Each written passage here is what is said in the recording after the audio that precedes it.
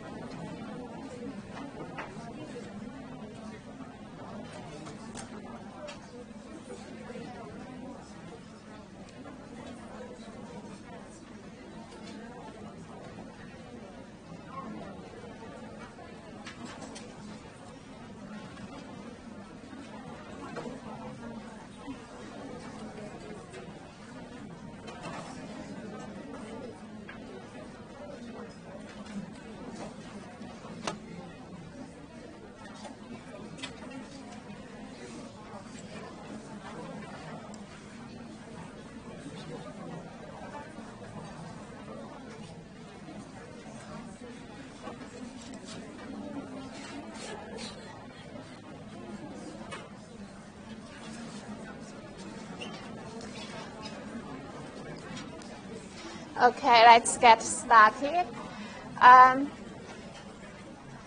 So in last week, we talked about the role of finance and economic growth in China, right?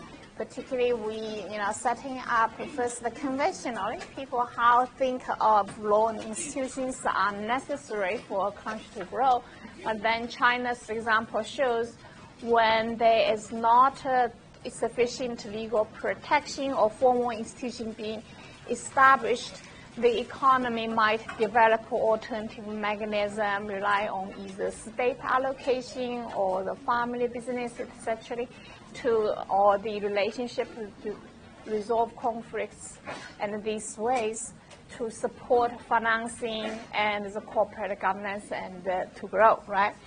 And so before we move to India, I want to keep talking a bit on the, why I have to stop? Do I have to? Okay, I don't have to.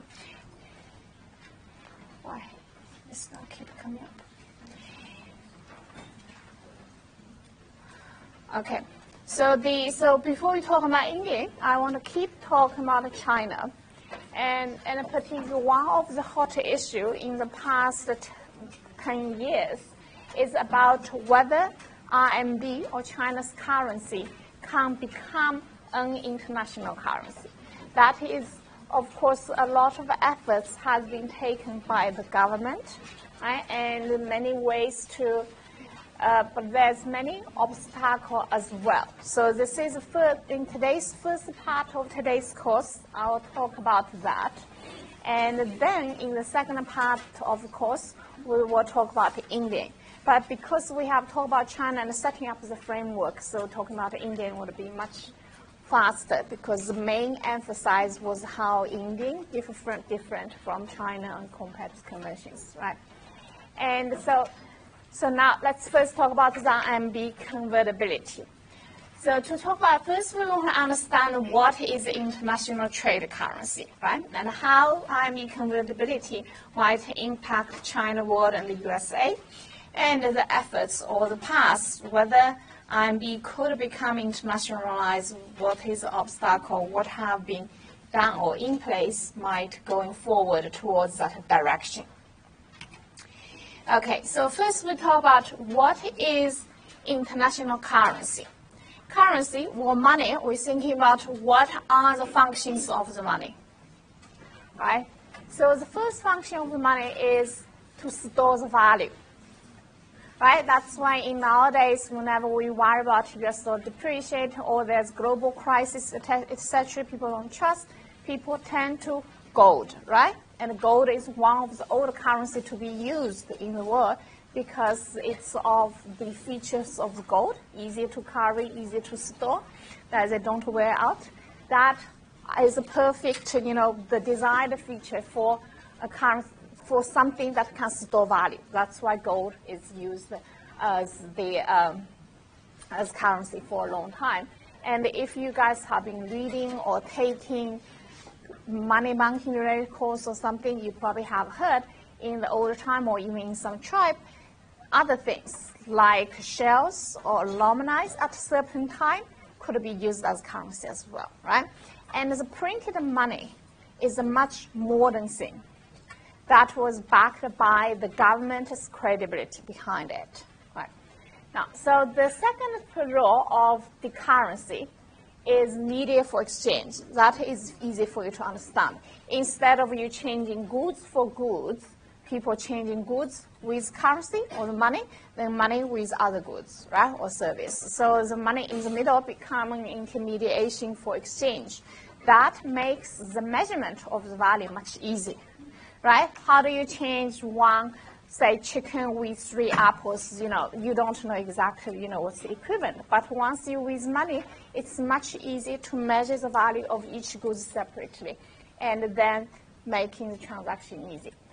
Now, so these are for all currencies. Any country's money should have this feature. Now, what about international currency? Is this currency has to be accepted not only in your own country, but also in other countries, right? Therefore, there needs to be something else added onto this, right? Now, what you need to add on to this is basically now you have one country has the currency, the other country has his currency. What is the value between these two currencies, right? That is called exchange rate, right? So how much one currency exchange for the other currency, that's the exchange rate. Now, through the exchange rate, think about the goods in this country, exchange for this country's money, and this country's money has an exchange rate with another country's money, and that country's money has linked to certain value as well, or goods, right? That makes international trade possible. Now, again, same, because the investment will go through this way as well, right? How much people are willing to invest in this project, and how much measured in that country's currency, and convert to this country's currency, and how much invest in this country are willing to invest using the local currency, right? So these are the international currency needs the role it's going to play. Now, for the government point of view, how do they use international currency, right? So international currency, now you have to think it be a currency can be accepted by other countries. Now, for example, US dollars is an international currency because most of the country in the world accepts US dollars. Is RMB an international currency? But our answer currently now is no, right? Majority of the country in the world do not accept RMB as a currency to trade service and goods in their countries. Some countries might start to use it, but it's not an international currency, right? Is euro an international currency? Yes, it's international currency, but not as popular as US dollars, right? And Australian dollars might be a little bit even less popular, goes down, right? Now, so if there is an international currency which is widely used by all countries, what can be done? What can be used for this thing? So for the government, they use international currency for reserve. That you guys probably have heard very often. They're always talking about how much was the international reserve for China, right? And the majority part used to be always US dollars, then gold, and nowadays probably all diverse to euros or some Australian dollars, some pounds, right, a basket of it. Now, it can be used, those international currencies in the reserve can be used when there is exchange rate volatility in the market. What does it mean? So how many of you guys know Soros? Soros, S-O-R-O-S? Okay. How many of you guys know about in 98 Soros attacked Hong Kong dollars? Okay, some of you knows. Now, we can, once after, not today's class, probably after another day's next week class, you will understand much better of why certain currency is more vulnerable to attack. Hong Kong dollar is pegged to US dollars at a 6.8 rate, right? So 1 US dollar equal to 6.8 Hong Kong dollars. Now, but the exchange rate between these two countries are going to be affected by demand and supply of these two countries' currency. And demand and supply of these two currency is going to be related to the economy, the growth, or the healthy of these two economies, right? So when things fluctuate, the market rate should change, but when you have pegged, it creates an arbitrage opportunity. Now, Soros believes all economies should be open. The government shouldn't do things like everything should be regulated by market, not government, right? So he attacked the Hong Kong dollar in 98, right around the time of other countries, Asian countries have Asian financial crisis.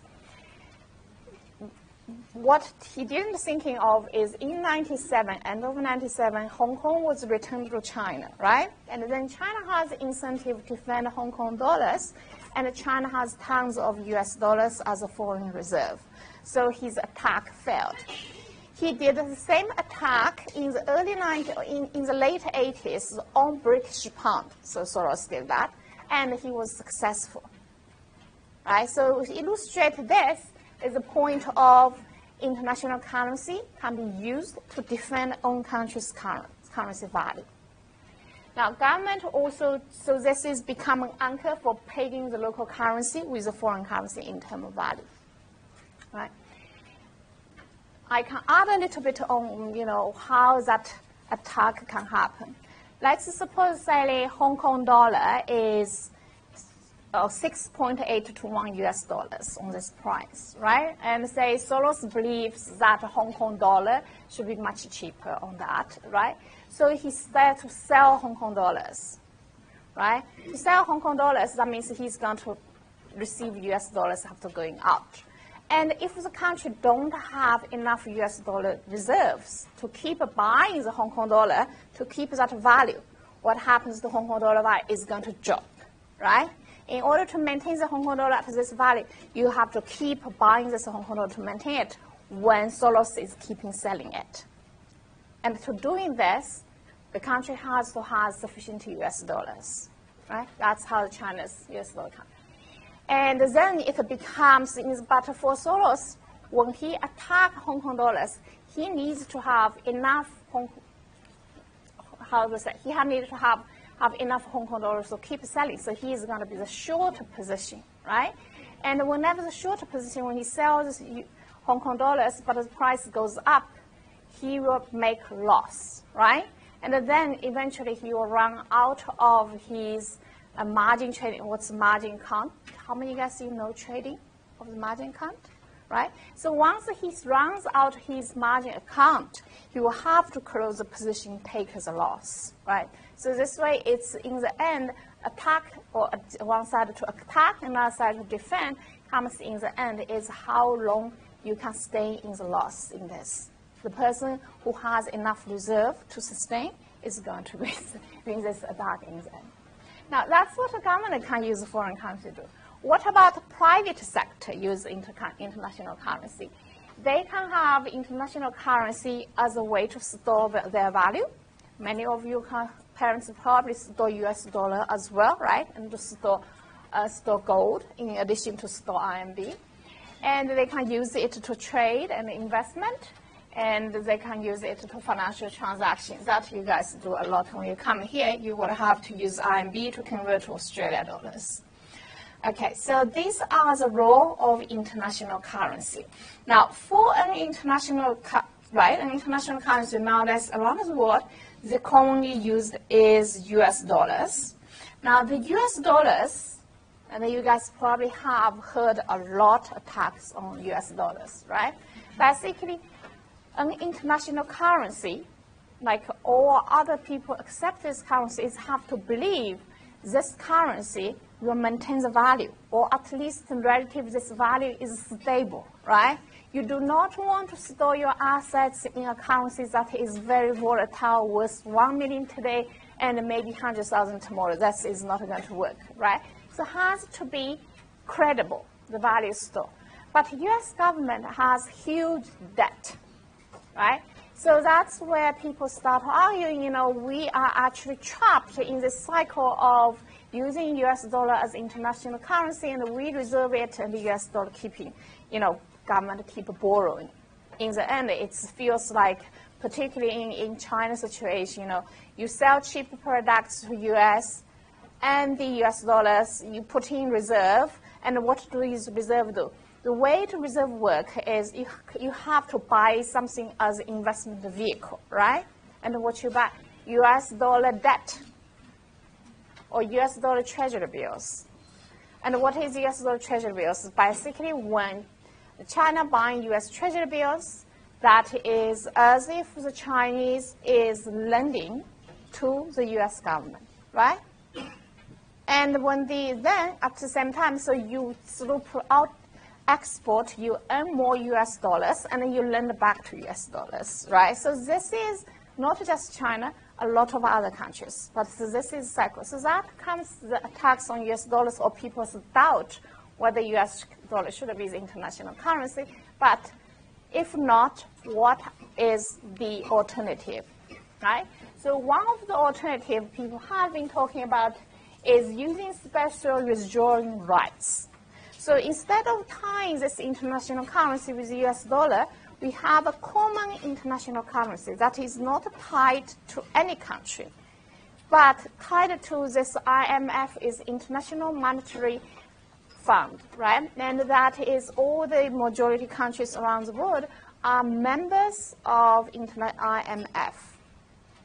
And they will have certain deposits with IMF. Then one way people thinking about solving the currency problem is best own the IMF withdrawal rights. Withdrawal rights is an indicator of your ability to withdraw money from this fund, right? That's an indicator of how solvent your country is, or how strong or healthy your economy is, right? And use that as international rights. And the biggest objection is from US, right? And from what we have experienced, it's easy to understand, because once, if US lose the international currency status, what will happen to the US dollars? So around the country, so many countries are holding US dollar as a foreign reserve. If US lose his international currency status, people will sell those US dollars, right? It will cause a price drop in the US dollars. And so this IM thing didn't work, right? So then there was other countries, like euros. What are euros? Did I talk about this one? Okay, there's others like people talk about, can euro become international currency? And China wants, then the Chinese RMB could become international currency. So there's many countries want to improve the status of their own currency in the international market, right?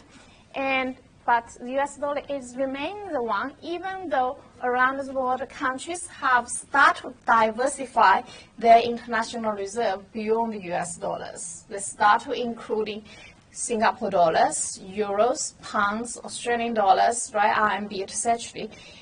But US dollar is still the most common used. There's a reason behind that, right?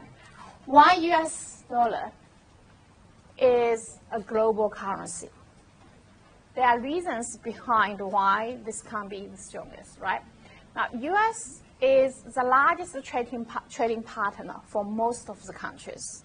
And what is the international currency's purpose? One of the purposes is for international trades, right? And since US is the largest trading partner for most of the countries, then people do demand the US dollar to do transaction. Now, and countries are willing to hold the US dollar as a reserve currency. For example, recent event, how many guys are knowing things going on, particularly in Turkey, right? And you see, it's Turkey that countries goes down, and it indicates, the global economy might have suffering. What else you observe? For example, what is the exchange rate between Australian dollar and the US dollar? What happened? The Australian dollar value is depreciating, right? Majority of countries' value is depreciating, and people turn to US dollars because among all the currencies, they still think US still have the most reliable value store. And so what is the other thing? Political stability, right? If a country that might involve a war, people would not prefer their currency. But US, in a sense, is relatively much stable. It's a democratic country, right? And it's probably have the best human rights Trump has a lot of other things, but overall, on average, still probably the country with the best human rights and the democracy, right? And that signals the stability, right? And even though the mechanism of each president, how this people, I think a lot of people want to do that with Trump, but I don't know how it works out. But overall, on average, it's still a politically relatively more stable country than most of the other countries, right? And then this makes US dollar has a lot of desirability in terms of storing value, and using international trade become more preferable, right? And the euro, and it starts to be coming up a lot in the things they established. However, the recent years have keep seeing euro crisis. How many of you know the euro crisis? Okay, we will talk about it anyway in week 6. Basically, I give you a short view is the design of euro has a fundamental fault in it. and that will hurt the long-term stability of the system itself. That's why even the euro has been out for a long time, and many people diverse to that currency, but it's not going to be able to replace US dollars. Okay. So this is the reason why US dollar could remain as global currency. But the problem of the country have their own domestic currency is the same as international currency. There is a problem with their borrowing. Like I have explained earlier, when the country's domestic currency is demanded by other countries, they will have the incentive to borrow from the other countries, right? Just like imposition of the US dollars. Thinking about the US government, right? They have a lot of international trade deficits. What deficits mean? They are buying more than selling, right? So on the international market, they have a net outflow of US dollars because they are buying more, right? And how do they fill this gap of keep flowing, US dollar keep flowing out of their countries? Because they are going to losing their purchasing power. And the way they do it is keep borrowing from other countries. And does the other country, why the other country have to lend to US dollars?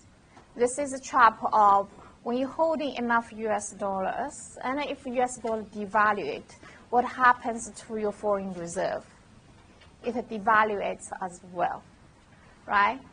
And since the US is your largest trading partner, you're selling to US much more than you're buying to US, that's your income source. Again, if the US purchasing power decrease, what happens to your economy? The sales will drop, right? And so in this system, in this way of design US dollar, or in general, if any country have their domestic currency is an international currency, this problem will be created. That country has domestic currency, international currency is the same, will have incentive to borrow from other countries.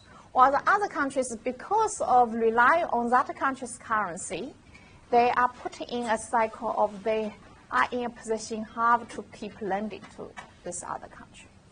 Right, so that is the problem, and the US is economic-wise, it could happen to any country if that country is in US's position.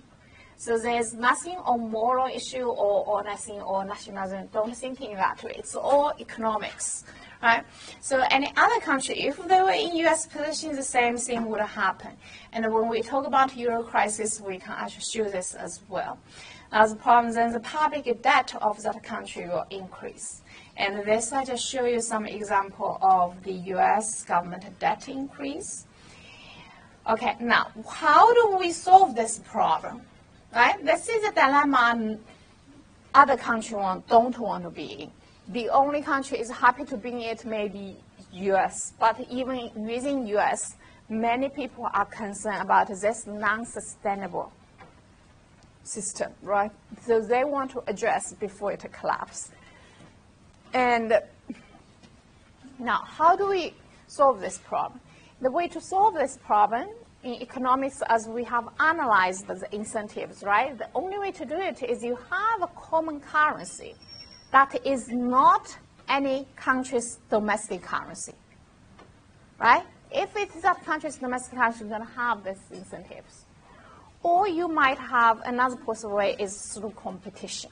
If you have multiple international currency, then if any one of the countries starts to overborrowing, people stay off that one, right? Go to the other international currency. So this competition might solve problem. Now let's first talking about the first way of solution. This is economic, just economic hypothetical solution. And economic-wise, it will work through, but in reality, whether that would happen, it depends very complicated international politics, right? So we don't talk about we're just looking at analyze economics. What if we could separate domestic currency from international currency? Then what would happen? right? Now, suppose let's using US as an example again, but here, don't take me as long as if I'm attacking US. This is just about economy. We could place US dollar in a hypothetical planet with hypothetical countries, hypothetical currency, right? But here, because we need a practical example, let's use the US. Now, say if US in the current situation has trade deficits, but let's say the international currency is not US dollar, but gold. Right? Says people in the international trade or international investment, people only accept the gold, not US dollars. Now, when US going into trade deficit, what does it mean? It's buying more from other countries than selling. When he buying more than selling, there will be a net outflow of gold, right? For that country, let's say it's US. Now, if he's out from gold, what happens to his purchasing power in the international market? Decrease, right? And when the country on the international market don't have the purchasing power decrease, what does it mean? It become a poor country, right? And in this situation, will be other currency necessarily willing to lend gold to US? No, right? They don't have to lend gold to US because their gold still preserves the value. Right? So the US dollar itself is going to depreciate in the value, but it doesn't affect the gold value. The gold value is increasing relative to US dollars. Right? So in these countries, and when this country become a poor country, what happens? Its currency is going to depreciate relative to the gold. Right? Now, suppose the gold, let's say it's on the international market, is maintain certain value with, say, let's using Australia as an example. Say 1 ounce of gold, I'm just making up a hypothetical, 1 ounce of gold is now equals to, say, 2,000 Australia dollars. Maybe make it simple, 2,000 Australia dollars doesn't change, right? And when the US losing that more gold, their US dollar devalued to become poorer country. That means the exchange rate between US dollar and gold is value of US dollar drops, right? And the gold value to Australia dollar remains the same. So that happens, what means is US dollar value to Australia dollar value is going to decrease. And then when this happens, what is the next thing? The products of the US will become cheaper on the international market, right? Because of exchange rate. And then when their products become cheaper, what happens? Their export is going to increase, right? They're going to increase their export, and their poor countries can't buy so much. So now they are going to start to build up trade surplus, right? And when they start to build up trade surplus, then their value of US dollar is going to slightly comes up because gold will flow back, right? So through this example, I just show you, if we have a common global currency, which does not link to any domestic countries, then any country will run in this cycle that naturally adjusts their value of their currency and their economy, right? So if a country in the system, if a country become sustainably richer than other countries, what it would have come from? Productivity, right? Technology and productivity, so they're always leading. They always, with productivity increase, they are able to make their products more competitive on the market. Clear now? This, very good. Okay.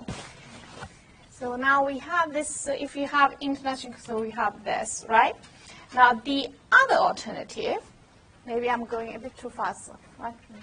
So now one solution is have a common currency international not related to any domestic currency, right? The other solution is you have multiple currency that can be used equally as international currency, right? Now, what if we have a system like that? How it's going to create the equilibrium?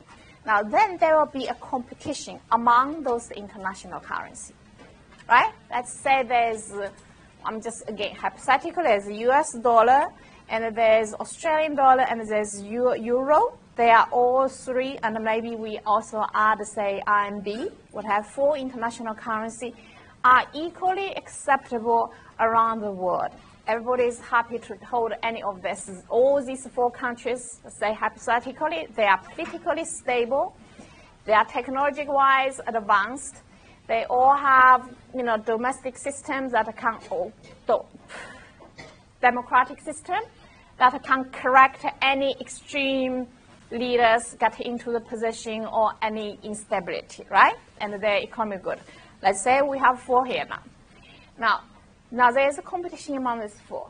Supposedly one of the country, what did I say? Euro. Let's make fun of euro. So let's say the European countries, those who are using euros, start to borrow so much, right? A lot of debt people borrowing.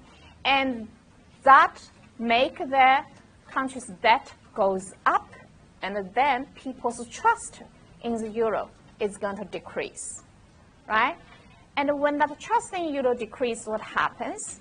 People will prefer the other 3 currency, RMB, Australian or US dollars, more than euro, right?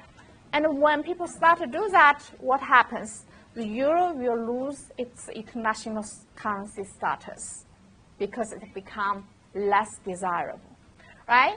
And then in this way, the euro will have incentive to limit itself in borrowing, right? Of course, if he can't do that, then he was sliding down, losing his international currency.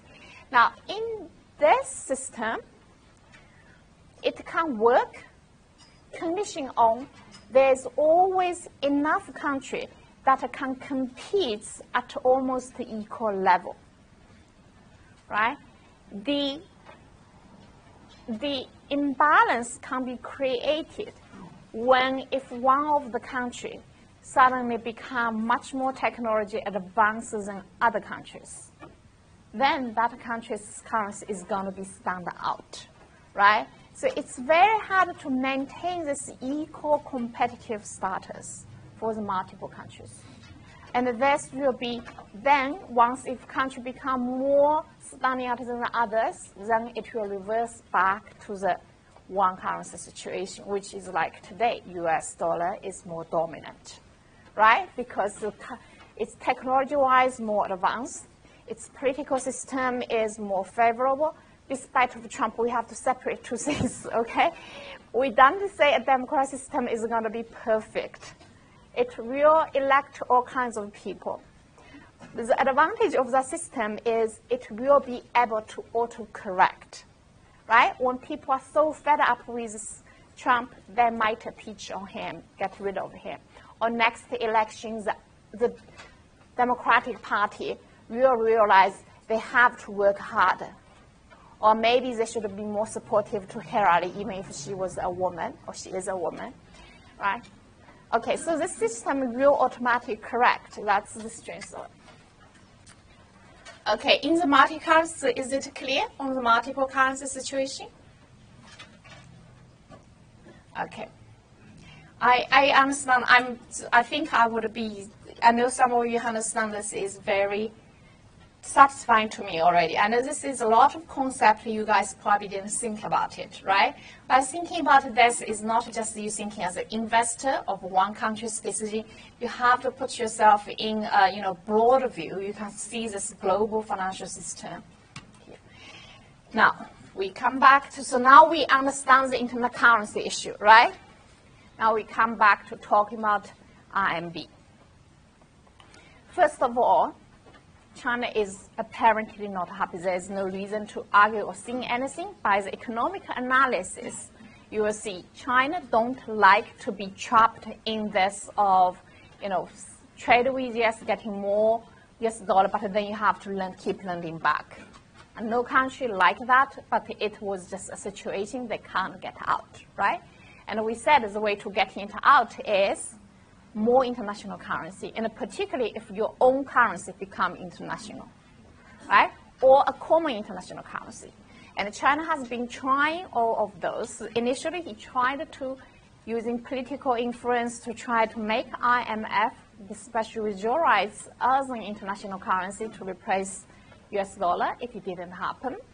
And then China reverted to trying to make RMB an international currency, right?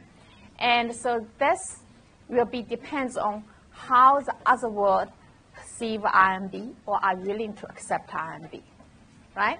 And what China can do is in this process, you need to convince people your economy is going to be sustainable. You're going to convince people that your political system is going to be sustainable. There will be no war or etc., right? And then you need to provide the channels or the system allowing people slowly adapt into using RMB, right? So all those three things you need to be in place. And for the first one, it's very easy to understand, and you always see that China will had a very big pressure of maintaining the economy at a certain growth rate. The second one, convince people political stability, no wars, etc. I don't want to comment on this because this will be too much international politics on this. But with this, if you start reading international events or etc., you actually might be able to have your own thinking on that, right? You have your independent thinking looking at the international events. And the third one is to have a mechanism in place allowing people slowly adapt into using RMB without too much worry in the end, right? That would have to include encouraging people to trade RMB, provide the trust guarantee that when people are not want RMB, they can sell it back, right? This is like when we're talking about primary market and the secondary market. The secondary market is very important for the primary market. If you want to convince people to subscribe those securities, you need to show that there is a liquid market for those securities. The same will be with RMB. Right? And so let's talk. So now we think, once you understand this, now we're looking at all the conditions, whether that can help China to do that, right? First, using RMB. So in 2014, yuan is already the world's fifth payment currency. It's not the top, but that means it's on a positive side, right? The more countries or the more trades are used RMB, that is helping, it's a positive factor for RMB to become international, right? And so I'm not going to, you can read those, but I will not talk about this, right? Now, so the trade size is on the China side. Now, second is to encourage you can go into bilateral swap. What does it mean, bilateral swap? If you want people to use RMB to trade, but they have to have some initial RMB to start with, right? So bilateral swap will allow other countries, say they have certain US dollars or euros, they exchange with the Chinese government or Chinese banks for a certain amount of RMB. So that country, when they trade with that country, when it trade with China, it can have certain RMB to get started, right? And then, of course, if that country sells more to China, their RMB is going to build up. And if they buy more from China, their RMB is going to wear out very soon, right? So in this process, you can thinking of what country would build up more RMB, what country will sell more RMB. And then it will be a dynamic. You will see the countries that are going to hold US dollar, RMB are going to be those who actually sells more to China, right? So you'll see this. And now this is so. Now the third thing you want is an offshore markets. What does offshore markets mean? Offshore markets will be your certain assets any country's assets are traded out between people or between countries outside of your own country. For example, RMB traded between Australia and Japan. I'm just hypothetically saying it, right? It will be offshore market. Or it's traded between Taiwan and Korea. It's offshore market, right? Or Australia dollars traded between Singapore and Britain. It's this Australia dollars offshore market. Okay. Anything that this country's assets but traded outside of this country is offshore market. Right? And this in the RMB setting that you want the other countries to use RMB, and there should also be a market for those countries to be trade among themselves, right? So that those who building up more RMB can trade with other countries you also using RMB, right? Now eventually the goal would be convince the other countries. Convince don't mean verbally convince. You have to use the economic mechanisms, development situation that leads to the other countries to believe now it's safe, or that now it's economically makes sense to keep RMB as a reserve currency. Right? That's the essential goal. Now, in all of this, people have to trust. If people using RMB to trade, to store value, they have to believe the RMB holds the value it claims to, right?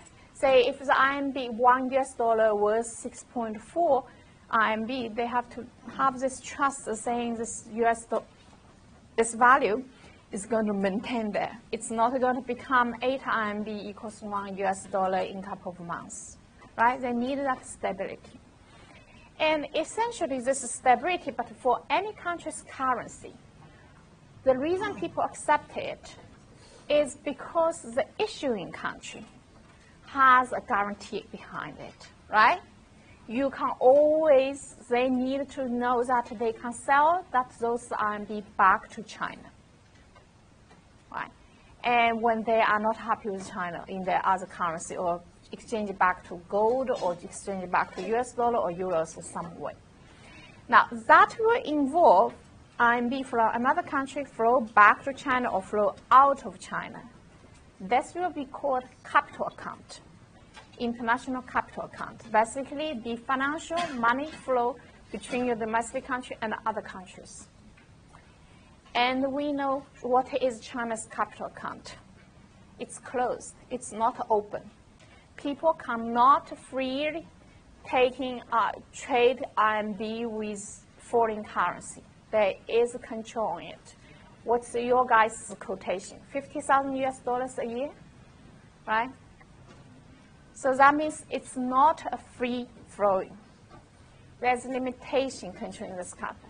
And if that is there, it's always going to be a hurdle in this RMB internationalization process. But this doesn't mean we need to remove it right away, because there will be also reasons for the government to put it there. There will be also reason to have capital control. There will be also cost of capital control. So it really depends on the development stage, right? So this is, again, if you guys remember, how many guys knows therapy shock? Yeah, how many know about East European countries? Russian and other Eastern European countries? Okay, so this will be something similar to that. I give you example of things already happened, and then you can understand this setting of better. I'm not preaching to you guys China should do all the capital control open or anything. No, it has to be step-by-step thing to happen. Therapy shock is a lot after, in the maybe 60 years ago, around that time, right? A lot of Eastern European countries, China, Vietnam, they were becoming communism countries, right? And all those communism countries run the Soviet Union type of economy and planned economy. And over time, they realized those economic systems hurts people's incentive. It's not good for productivity or economic growth, right? So they start to reform. And a lot of Eastern European countries, and particularly Russian, at that time they were called Soviet Union, right? They run the experiment of shock therapy. The shock therapy is basically say, let's decide there is data here, and on this date, we're going to implement all the capitalism system. And the result of this is they cause a whole collapse of the economy. Okay? And what China does is step by step, right? There's sometimes forward, there's sometimes actually backward. And there's things that they could have done more faster, and there's things they should have done slow. It's not like China didn't make a mistake, but in a big framework, this slow step by step is actually turns out a successful one. Right? Oh, sorry, thank you. Okay, so then this is, so once you understand that, right, because the steps by step allow you to experiment. And the key thing is, as long as you all the steps slowly following each other, and in this process, it's not so easy. There will be mistake making. There will be problems as well. And as you guys probably know even better than me, right? I haven't lived in China for 20 years, so you guys know much better of the problem in China as well, despite its economic growth. So there are positive things. There are negative things as well. Now, when you come into RMB internationalization efforts, it's the same. It's not going to be happen, say, oh, China, we're going to switch to democratic system. We're going to remove the capital control. And then we want all you guys use RMB. This shock therapy is not going to work, right? People are not going to trust you just because you claim, okay, tomorrow we're going to run the national election or something. So it has to be a step-step building up. Now, so this is some of the things you guys don't have to look into. It's not that important. Okay, the offshore centers, I talked about, right? An official clearing bank that are allowing RMB swap facilities between China and the local banks, and the local banks can trade with each other as well. So the offshore center, they often, when you heard those, they will call it three gifts. And I'm going to explain to you why an offshore center needs those three gifts for it to be able to operate or play the role. Now, the first elements in this offshore center is you need an official clearing bank. Clearing bank is like a centralized transaction place. All the transaction taking, but in the end, the balance clearance were done by a particular bank. And this is common on security tradings, right? So the investors can trade through all different brokerages, but then in the end, there will be one clearing center. Many of you probably, I can't do you guys can search to understand, okay, the clearing banks in financial transaction. Now, because this is a centralized place, and that place provides guarantee on the transactions, right? So that when you trade with somebody, say you buy RMB, use US dollars, you don't need to worry about you paid the RMB, but you're not getting US dollar, because the clearing center is going to give you the guarantee. Basically, each of the investors are trading sort of as if it's a slow currency. It's not, but as if it is, right? Because the clearing center will make sure getting your RMB and getting his US dollar, and then giving you US dollar, giving him the RMB. Now, for you guys, when you trade in China, it's not offshore. It's completely different, right? You just go to an exchange center or a bank to exchange. There's nothing on this one. This is talking about in the overseas. People told me yes, but any financial transaction, even domestic, will have a clearance bank up. The law is to provide the guarantee.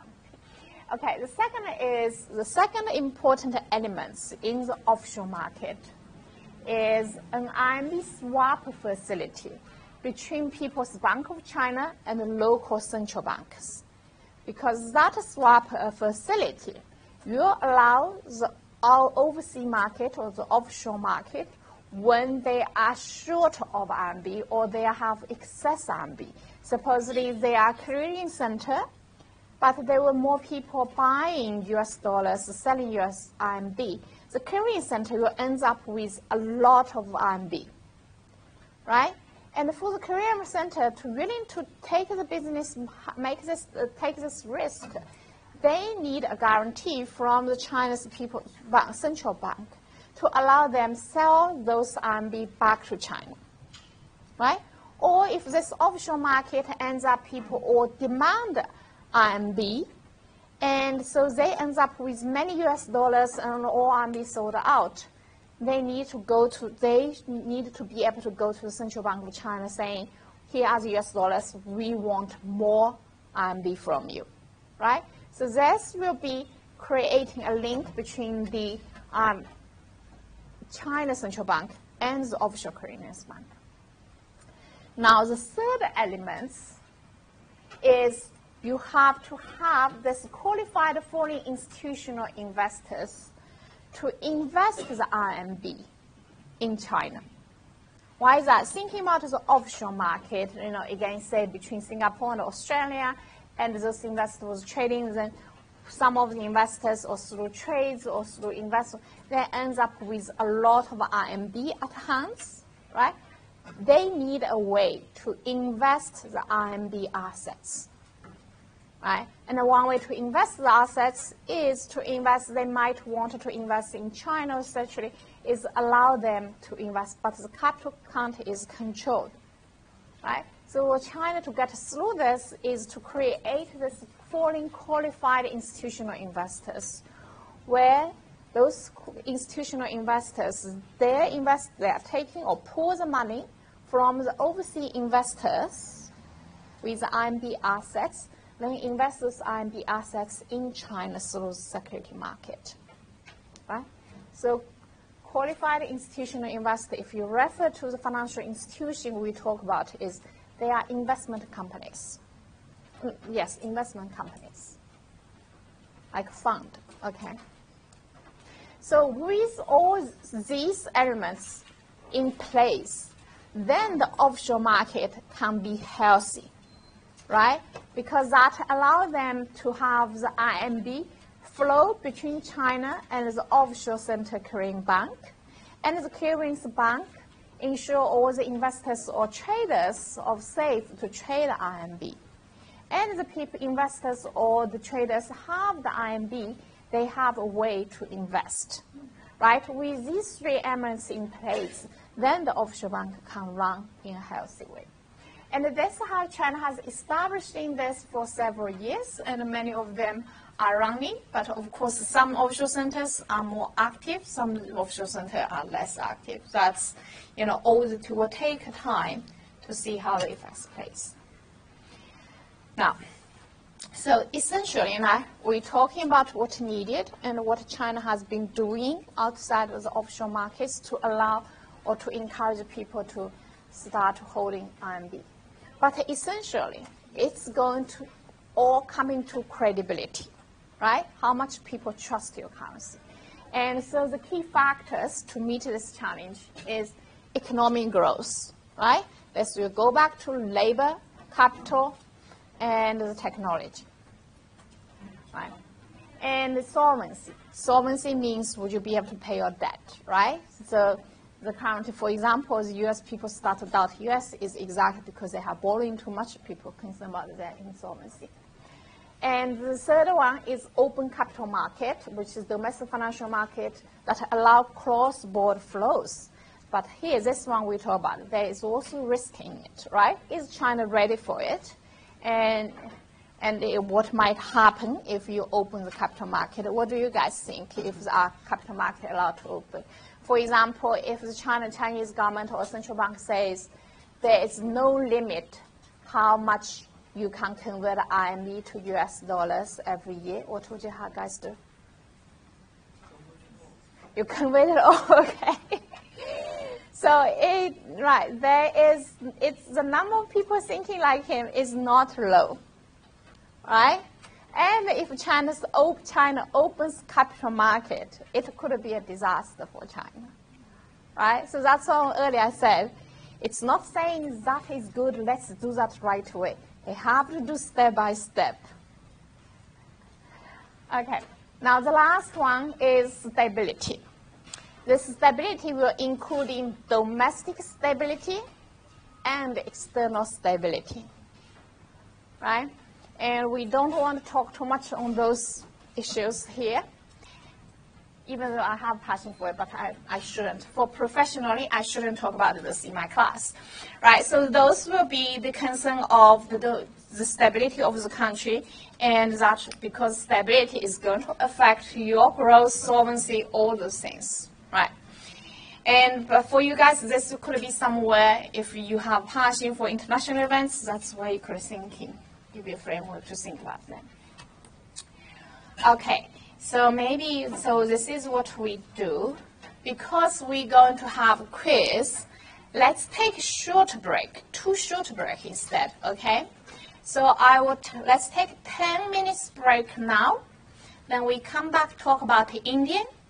And after Indian, we take another short break, then we take the quiz, okay? So now is 7, come back at 12:17.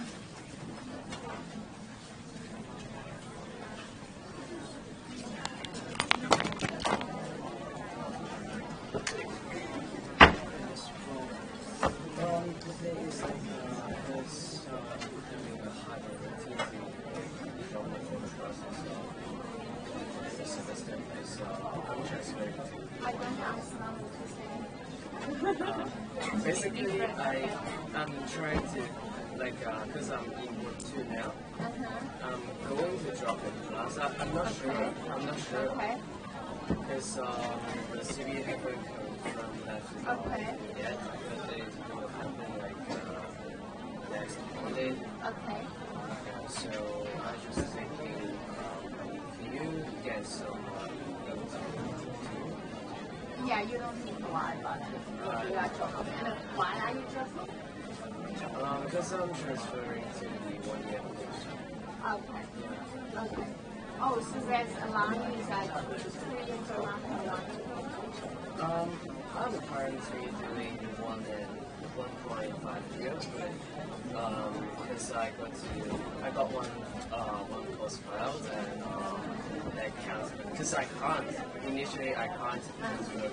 Okay, or this 1.5 year or 2 years, are you just required to take certain amount of credits? I'm not sure because I'm not. That's why I can drop anywhere. So, you go to the CV level 4 section tell them your course, this course, and tell them your group number. Okay. Level 4. Level 4 section. No problem.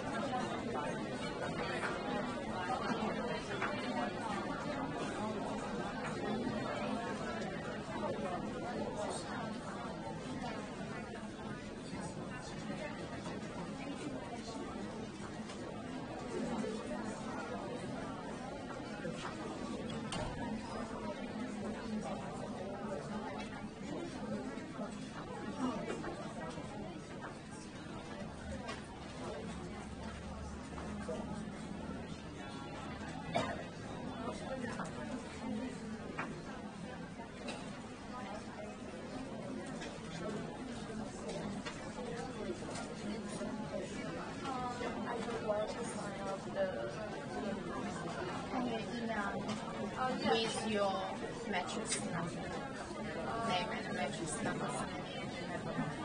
I can only randomly sign it. I just need to edit it.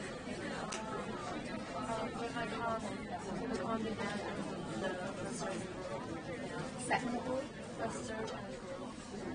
I have a group, but I Oh, you have group. Are they full already? Then you also give me some group number. Oh, yeah, sure. Send me. But they only have 3 person. I think the way could be. Yes, that's fine. You just send me your name, matrix number, and the group number you want to join.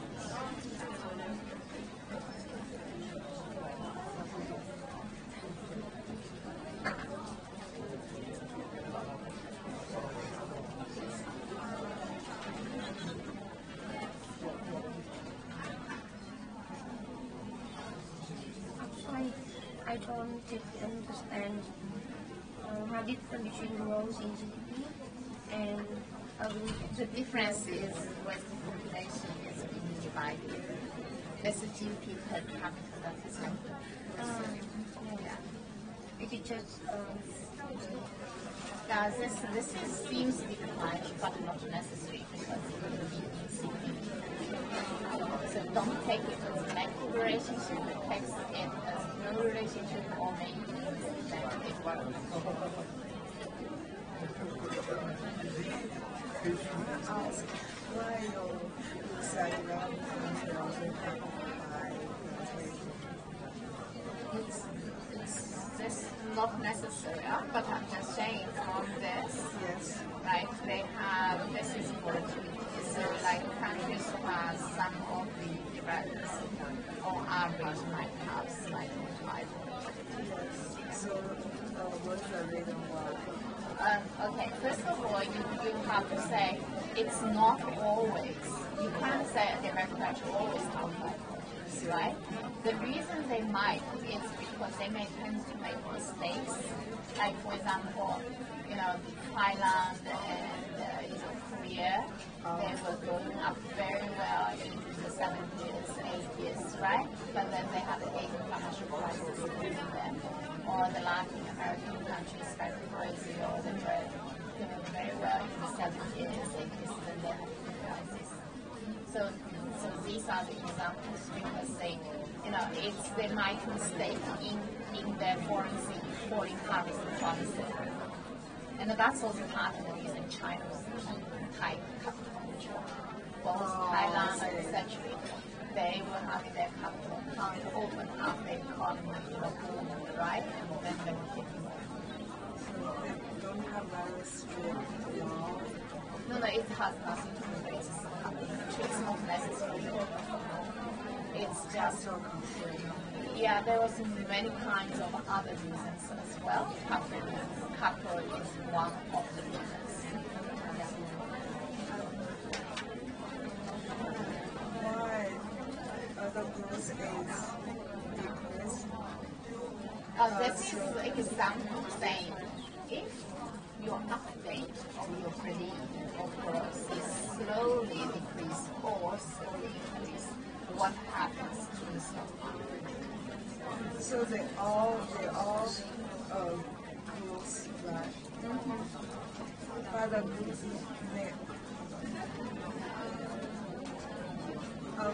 growth the return is upward sloping when the growth is slowly. No, it's not that. From here, see, if the growth don't change, your return don't change, right? On only when you have changing your expectation of the economic growth. Here, because you are making assumption of you keep changing your expectation of the growth, then your return is going to keep have excess returns. Listen again. You make excess return only when you update your expectation about the growth. You get this? That's what this one showing. Yes. So the effect here, you.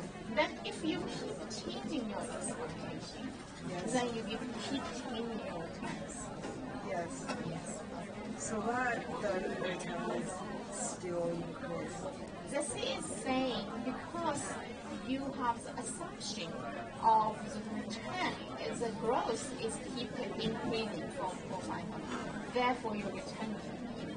But this growth is keeping decreasing. But then this is lower return. See, it's always lower than the normal return. It's always lower. That's increase slowly. No, you have negative excess return. This is expected required return. This is your actual return. Your excess return is negative. Just 1 second. I turn on the lights.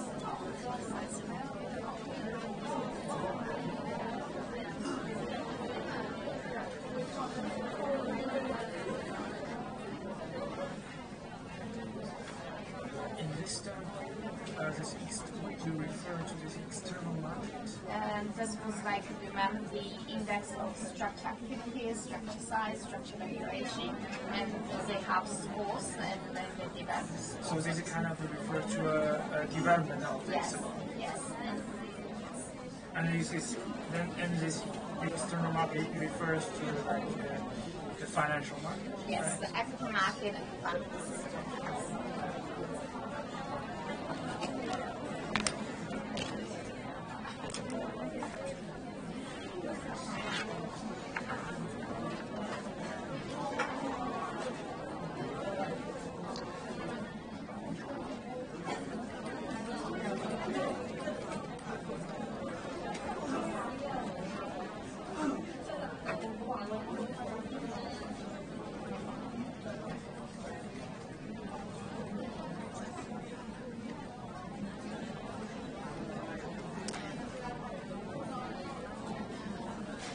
Okay, let's come back to class. So now we're going to talking about the Indian. And the main thing is we're going to, again, put in the law finance institution growth framework. We're going to show Indian looks puzzling to the conventional thoughts as well. And then we're trying to understand why. And why, what's the explanation for the Indians' growth or slow of the growth, right? Now, so the law of finance, when it's applied to India, first we're thinking about what is the law like, institution like in India. So Indian actually have, on the paper, very good legal system and very good institutions on the paper. Okay, so because of it was used to be colonized by British, right? And the British sort of landed or installed their legal system and institutions in India. If you talk about, India has a parliament, has, all the democratic election system, all those. Do we have Indian in the class? I think you asked once. No? Oh, there is Indian there. Okay.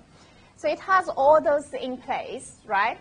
Now, if we're thinking in that way, then India should grow very well. It should be one of those very advanced developed countries like Singapore, US, UK, right? But it actually was not the reality. Now, so this will contradict the law and finance institution literature in a way, but it's relatively easy to understand why it didn't happen, because it has very high corruption index. It has very poor enforcement of the law. And then the disclosure score is actually high because, again, the disclosure score is looking at the requirement on the papers. So mainly because of the corruption and the inefficiency, in the enforcement. So therefore, you even have good legal protection in place, all the institutions in place, but the enforcement doesn't happen. Right? So if you have Indian classmate friends here, you could understand it's when they have problems, they are also reluctant to go to the court because it will take them forever for the court to review their case and give them a judgment. And in this process, even if you wait 2 years, 3 years to get the hearing, it's most likely not giving you anything fair but a corrupted decision. Right? So that's, again, you have the system there, it's not likely to work, so people don't use it. Now, so if we're looking at the law and finance in India and, measuring this is again some research I have done with along those credit rights, anti-direct rights, and the protection, anti-corruption perception index, legal formalism, legal, etc., right? And compare China and India, then compare to the legal origin countries on average, and then compare to the other major developing countries. So you pretty much can see India is pretty good in credit rights on paper, very good on the anti-direct rights on paper, again, the highest score possible. The corruption starts looking bad, and legal formalism is still on the average, right? The legality index, very high again. Disclosure requirement, very high. The earnings score is very low. That means there might be a lot of earnings management there, right? So that's the situation. So on paper, that looks great with protection, but when it comes to the enforcement measures, outcomes, it doesn't look so good, right? Now, again, we talk about this variable description we haven't used this one, right? So the corruption perception index, legal formality index, they are all scores, and those scores coming from various international sources doing this. For example, some on the Trans International, some on the other index, etc.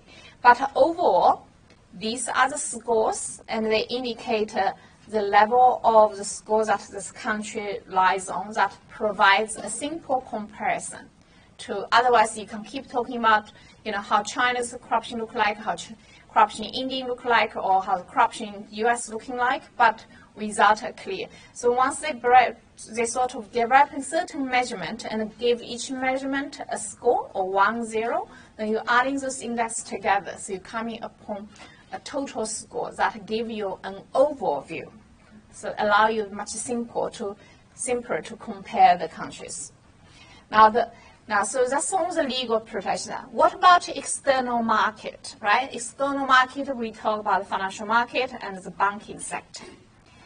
Now, the size and also the role of capital market in India has been slower than developed countries, but higher than average emerging countries. They have large equity market for a long time, but the trading might not be so active, and the improvement in the equity market is also slow. The banking system is underutilized. That means they have the bank credit as private over the GDP is small. And the banking system, however, is actually relatively better compared to other emerging countries, indicated by they have low non-performing loans. And China actually have very high. Capital market dominates bank credit. That is, again, very common for the common law countries. The capital market are large. And while China and all the German law countries often have large banking system.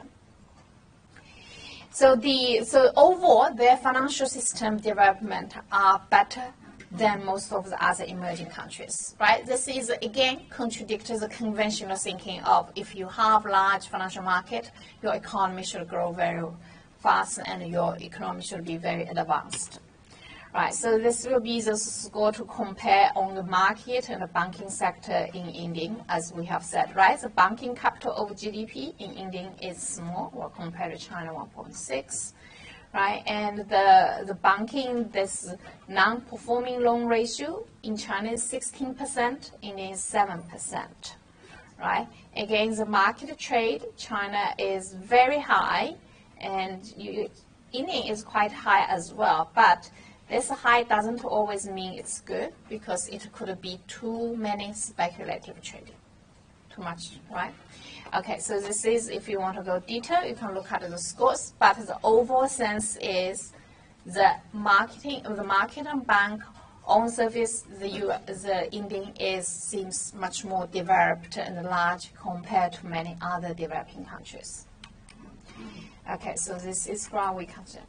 Now, what about the pattern of the financing? So that means, where do the Indian firms getting their external financing when they want to invest in a project? Now, we come looking at where are the sources coming from first. You could come from internal source. That means the firms return the earnings, right, from previous profits you keep in the firm and reinvest. Or market finance, that means you issue equities, or you can borrow the bank loans from the institutions, or you can get alternative, but they don't tell me what alternatives are. But in China, we have talked a little bit, right? This alternative may be coming from private arrangement of equity or debt with your friends or family, or some non-formal institutions, right? Or in some not so desirable case, maybe underground financial institutions, money lenders, or family loans, etc. Right. So once you look at the sources, so in India, actually there is a significant part of resource coming from this alternative financing. Right? And this is particularly so for the small firms. And this is a phenomenon actually quite common, because small firms are much harder for them to raise public equity or getting bank loans. So they will have to resort to this alternative informal mechanism.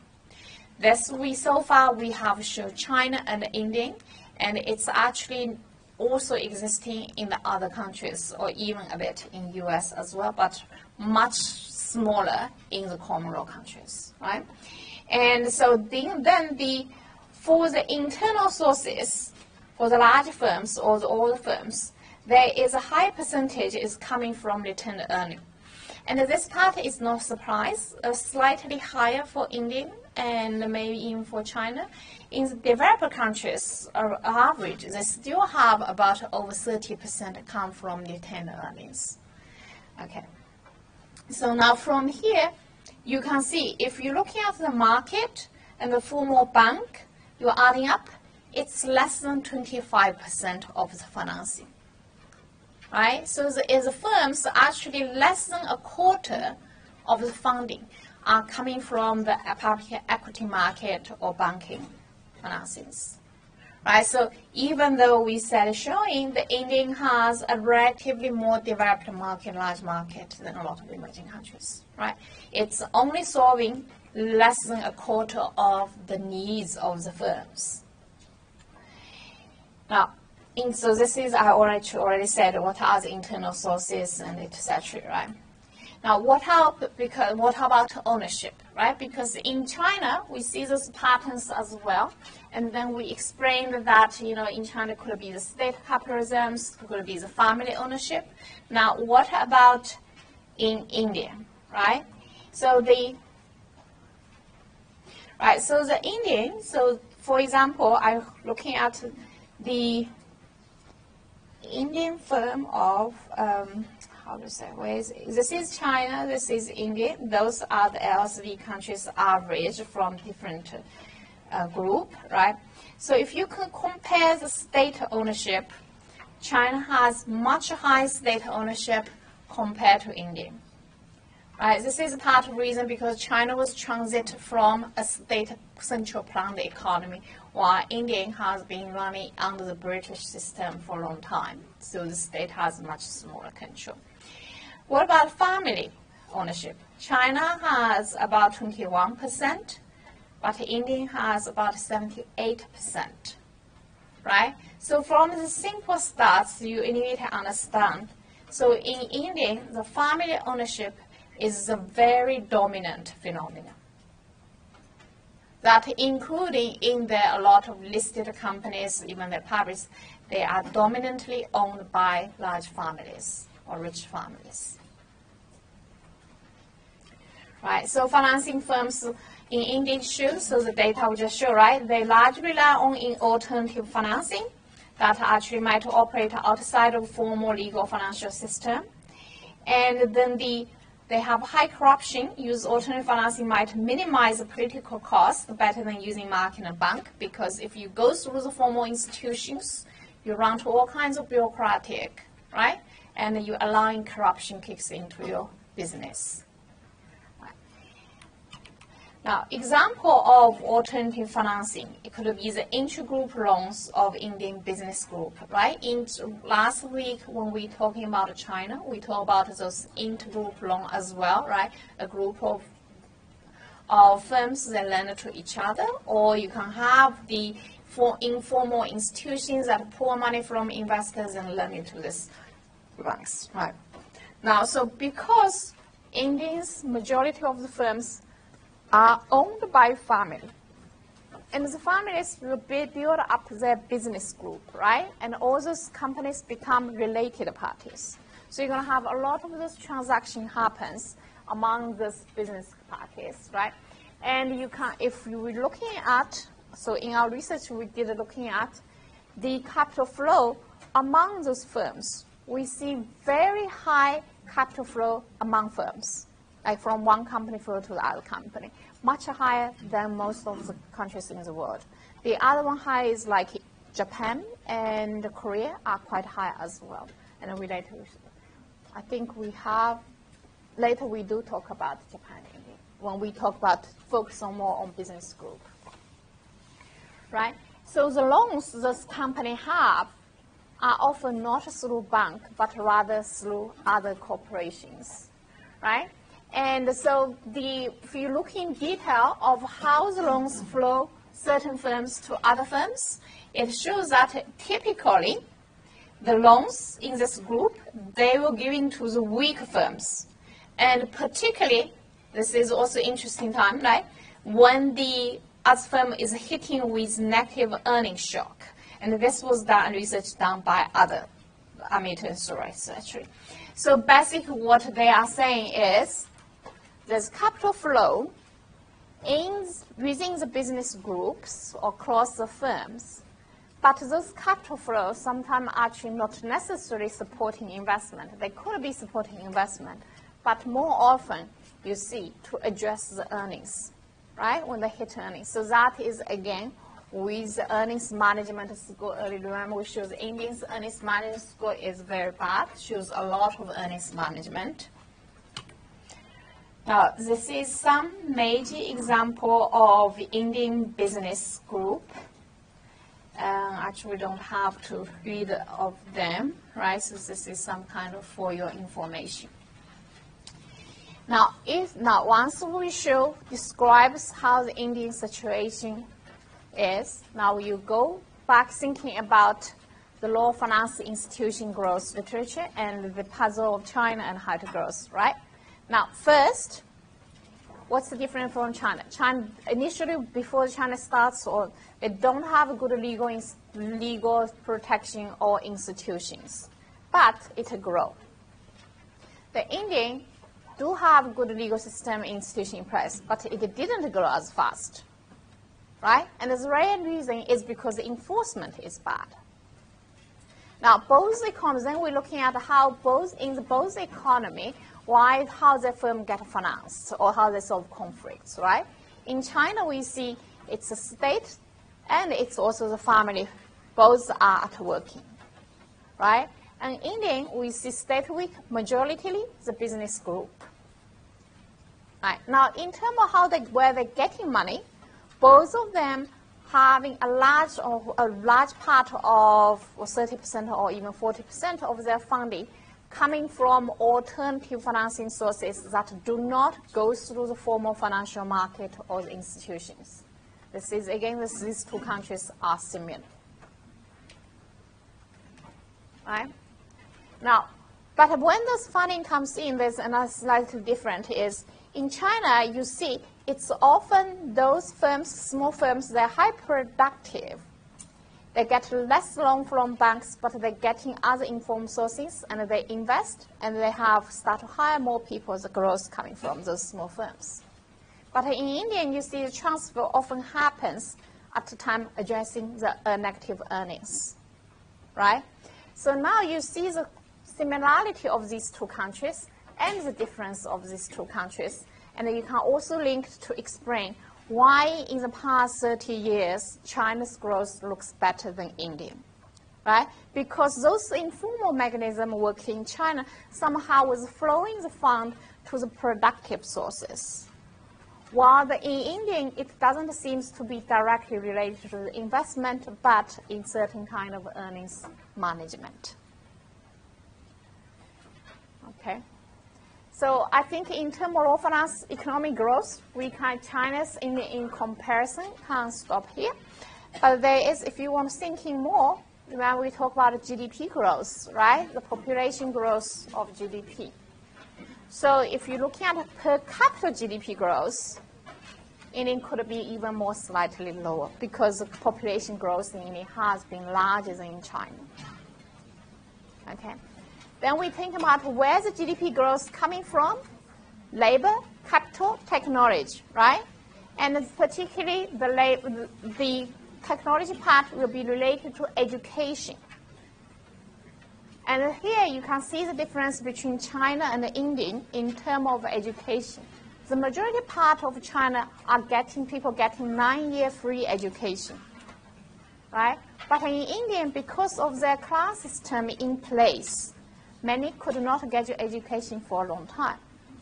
However, Indians make big improvement in this. They actually have a lot of enforcement actions to give equal opportunity to people at lower class, making education more available to them, and even making the admission standards lower than them for them.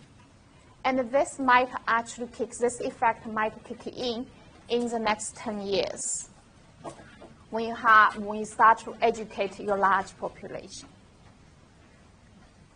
Okay, so this is a review. Actually, it was everything in this class we have talked, and I just put China-Indian comparison in that framework. Okay, I think this will be now. Let's take another 10 minutes break. Actually, today we are going very fast. Then we come back to do the quiz. Okay. Now you guys, what's the complaint?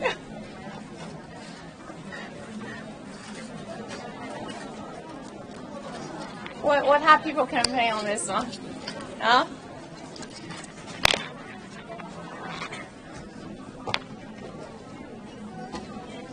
They want to finish quickly or what?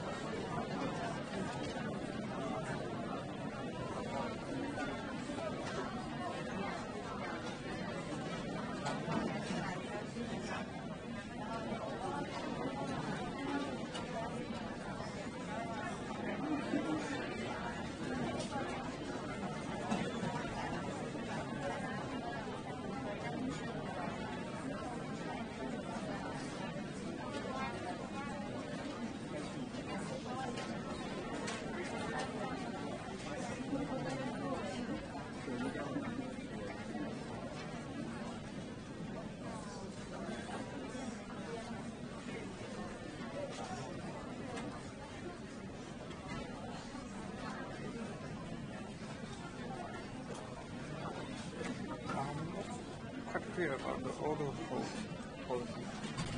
The auto hold. Auto hold for the credit rights. It says there is a auto hold. Oh, auto hold Yeah. in credit rights. Let me just use the language. Oh, you write down all my Yeah. saying.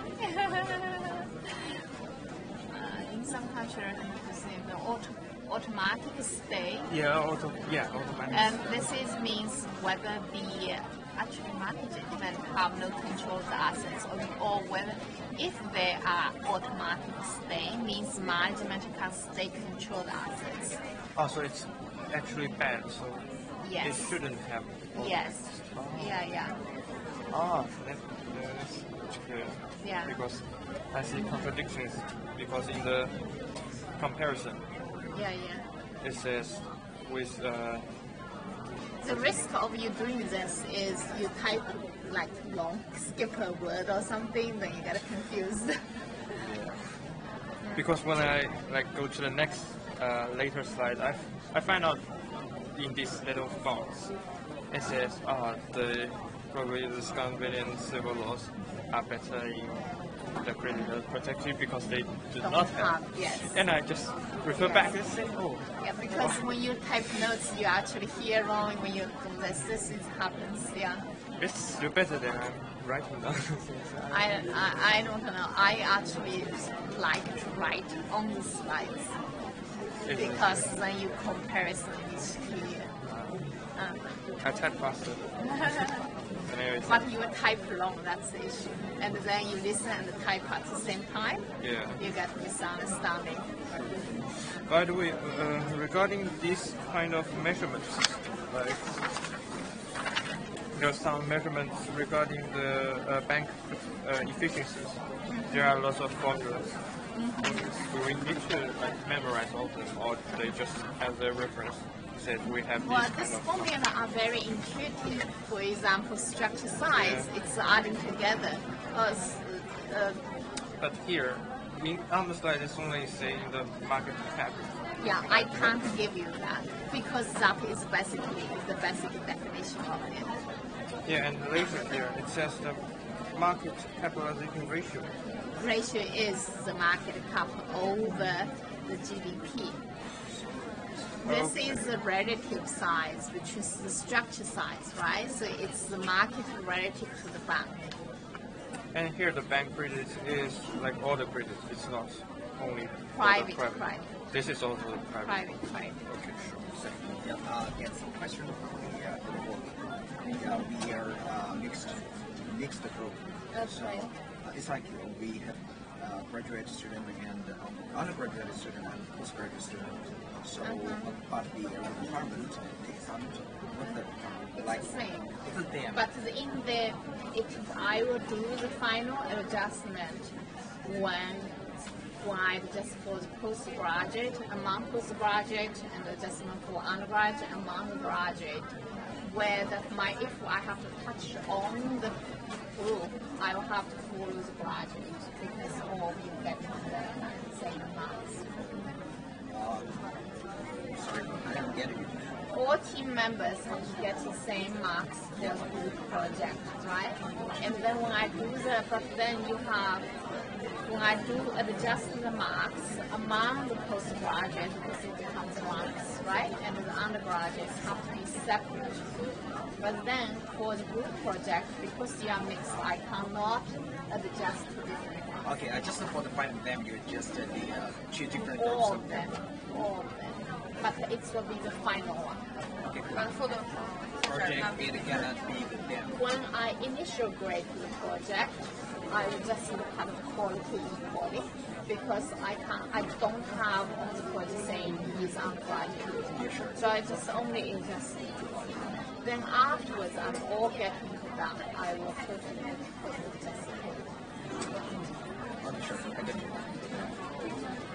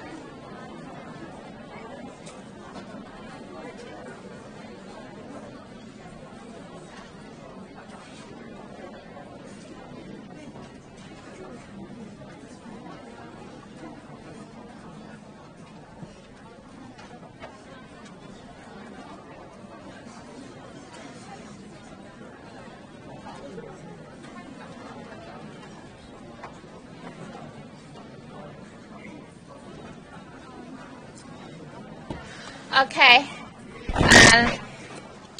So this is I'm going to do because research has such a big class, right? And first, can you guys put, it's a closed book, so can you guys put everything down? And I prefer you don't leave anything on the desk. If you can put on the chair or on the floor. So on the desk, just leave the pen. You even don't need a scratch paper because there's enough space for you to do the scratch on the thing anyway. So just the pen, and if you need a calculator, and I think I noted on the course outline, or maybe I should remind you again. If you want a calculator, bring a calculator. Do not use your phone, okay? And the reason is simple, you guys, right? Because the phone could have everything, and I can't stand beside you to check.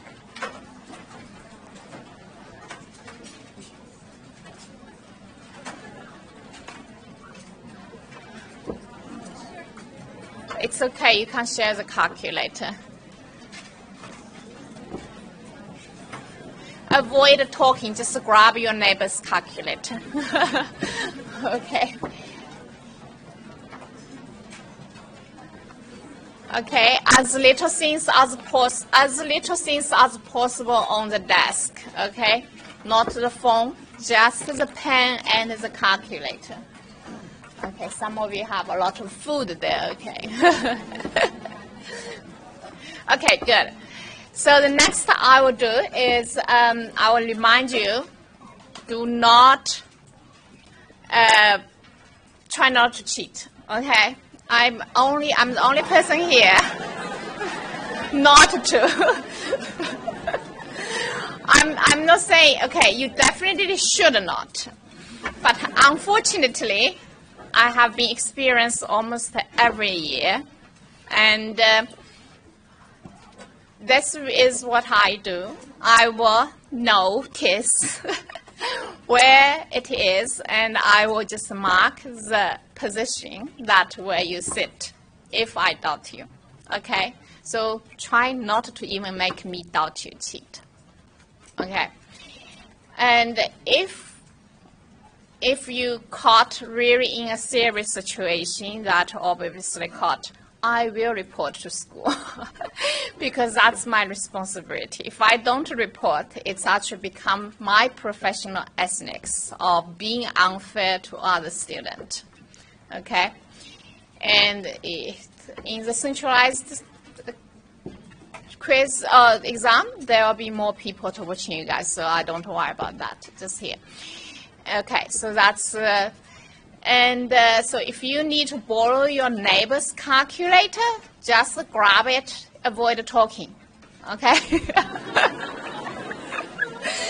Of course, he can grab it back if he doesn't want you to use it. Okay, all get it now? Okay? So, because such large class, I will do this. I will hand the sheet from, okay, here is, I can't leave here. I'll hand the sheet from this side, and you guys pass on to the end, okay? Don't take extra copies or anything, just pass all the rest to the end. And then when towards the end, if there's actually, you might swap a bit between them. Once I finish this, I will go there, pick up all the remaining ones, okay?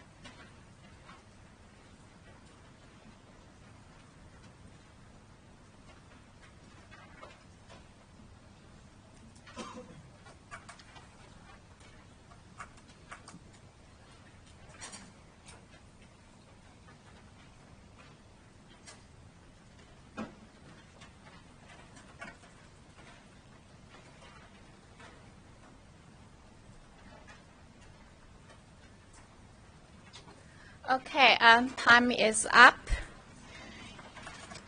Now, I'm just going to say it's very disappointing today because someone got 3 times. I only warn you after I see it you 3 times, and I saw people after the warning was keeping looking at other sheets. That is particularly disappointing. Okay. And then there's some people I didn't verbally warning you, but you get the signal as well. But that is because I saw you twice, or once or twice, actually twice. Even once I wouldn't even go give you a signal. And so those if your sheet be marked, if you want to argue with me, you can come to my office, okay? Right now, well, let's collect it so we go the same way and go from here to that direction, okay? Yes, go from here to that direction because you guys get started first, they can get a bit. But in the middle, do not stop.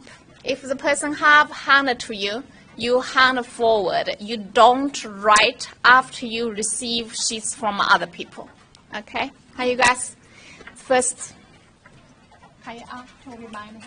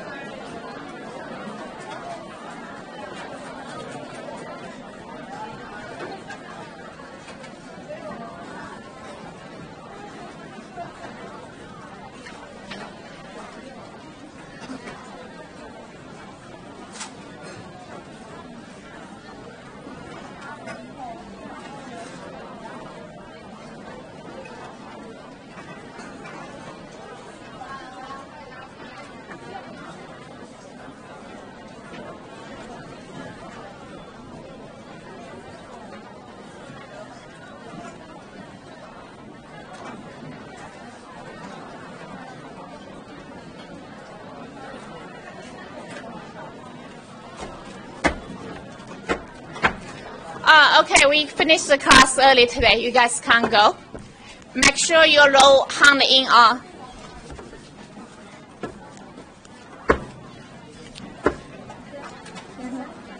My sheet has been marked with a green. What's that mean?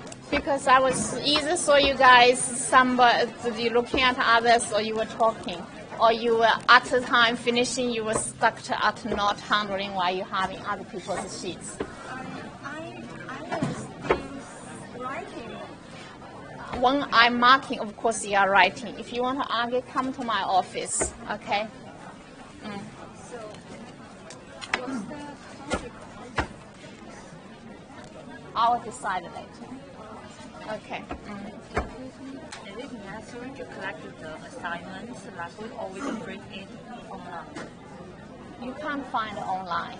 Oh, really? But last week we haven't collected. Go to the reception to the fourth floor. Okay.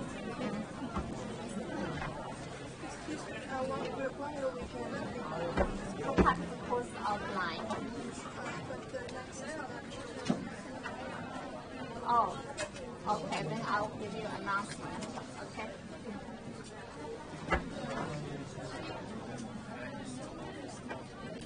2:30 to 3:30.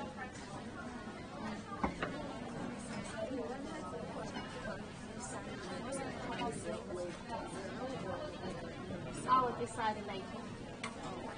So, we can't explain music now, or we can not. Or how do you want to explain you were keeping looking at other people's sheet? Because I just need to follow the regulation. Well, I look at you multiple times. I know, but You know, okay, yes, then you should know. the last time I just follow the regulation. I really don't say that, but You try to see. I don't know whether you see or not. I have to watch 227 students. yes. Okay. So I come to see whether you see it successfully or not successfully. The point I told you, do not talk, do not look around. Yes. But I touched it and I marked on you. I warned you. And when I said this point, it's your case. I warned you and you will still keep looking. But I really just follow some. Okay. All you, no, not all you guys, right? So who others want to argue because I marked green on your sheet? Okay. So you guys go to you guys can go to my office to argue, or you can be in this corner. What are the other students which you want to? Can you guys split? What the other students want to ask about? You said I need to go to reception. Yes, level 4. I'm only by myself. Yeah, it's okay. Give them your group number. Tell you this course, what's the group number, they'll give you the assignment. Okay. And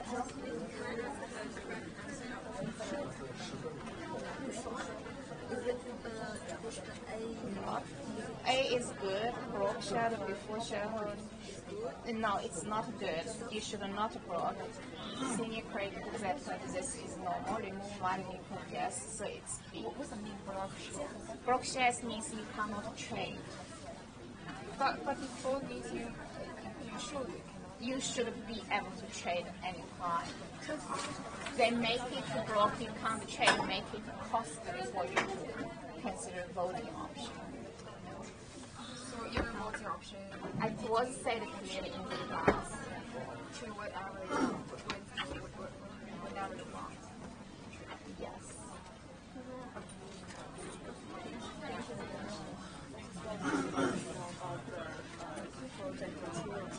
Go to the level 4 reception, tell them it's this class and what's your team number. They'll give you the assignment. And do not make copies. Yes. Here you go, thank you.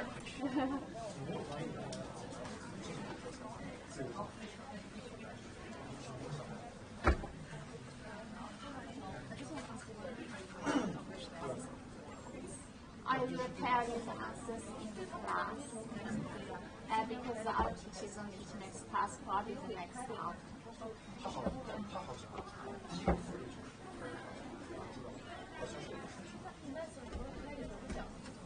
Okay, so your group has been marked. You were looking at others for sure. Now, I can't recall, but if you mark, there was, I think you were finishing after you were looking at other sheets. No, I'm just writing something.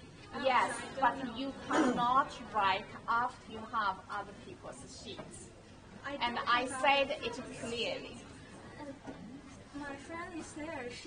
He's handing in to you. I don't touch his sheet. Yes, but it was your turn to hang on, and it will stop. And I said it clearly. Do not stop there. When it's hung to you, you're gonna carry forwards. I'm one person watching over 227 students. And I mark only when it's really cannot be acceptable anymore. Okay, so that's, and what's your situation? At the end of the exam, I found that there was a mistake. After I have read my title, and after reading my title, I just changed it.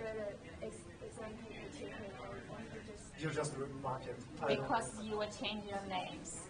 My names? What you were changing? What you were writing? You guys, you two are also in the situation the sheets was handed to you, you were writing, right? No, she didn't give it to me. She just gave the person next to me. And before the and he just read the title, yeah, and I just changed my title and just gave it to her. See, but the issue is, I cannot differentiate. You will change the title or you are writing something. I cannot differentiate, and I cannot take words. And that's why before that, I said very clearly, do not, when she comes to it, do not write anything past on. She just put her sheet on her desk, and I read on my own. She didn't give it to me right now. Okay, what's the next? So you two, you three, you guys are really unbearable, okay? You guys, the first one I see, after I see 3 times, I warned you guys, and then you guys are looking again. I'm sorry, because she doesn't have the calculator, and every time she will ask me to borrow the calculator. Well, this is what I announced. See, again, I cannot differentiate. That's why when I said it here, if you're going to borrow calculate, grab it. If you don't willing to share, go grab it back, but do not talk.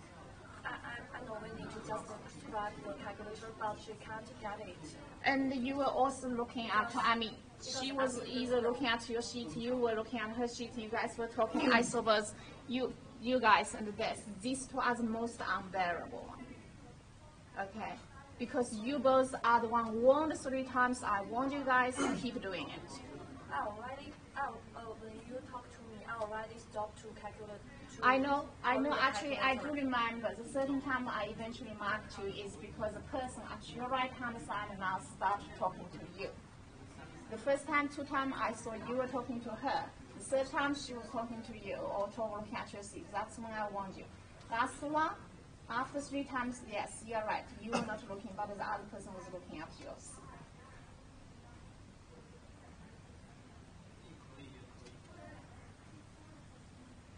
You guys need to put yourself in my shoes. I watch 227 students. That's why I say things very clearly, step by step. You need to cooperate to avoid confusing. And when you guys want to do this, I have to go through you. You know what you were doing. Nobody was looking at the rest of the students. You create an opportunity for others to be even cheating more. This is being cooperative, and particularly after I warned you, you need to do it to be for this paper is nothing. But I think the paper I can do it by myself. If you give me 0, I think it's unfair because I do it by myself.